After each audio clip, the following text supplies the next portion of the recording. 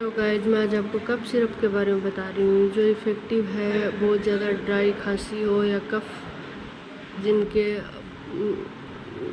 फेफड़ों के अंदर बहुत ज़्यादा कफ भरा रहा हो, terbutaline sulphate, ambroxol, hydrochloride, guaiphenesin and menthol syrup. इसमें क्या होता है कि जो एम्ब्रोक्सोल हाइड्रोक्लोराइड है ये क्या कि म्यूकस को क्या करती है, ब्रेक डाउन करता है। और जो टेबुटाइल सल्फेट है ये ब्रोंको डायलेटर है।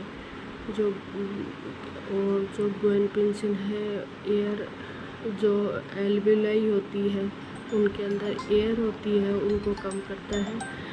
और जो मेंथोल है ये कूलिंग की कंडीशन प्रोवाइड करता है। टोटली ये क्या है कि पूर्ण रूप से कफ को ठीक करता है। रेगुलर सुबह शाम 5 ml, जिनमें भी कफ की बहुत ज़्यादा प्रॉब्लम है और खांसी की प्रॉब्लम है उसको ये पूर्ण रूप से ठीक करती है। लगातार यूज से ये बिल्कुल ठीक कर देता है कफ की समस्या में।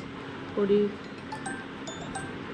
इनमें terbutaline sulphate 1.5 mg, ambroxol 15 mg, guaiphenesin 50 mg और मेंथोल 1 mg।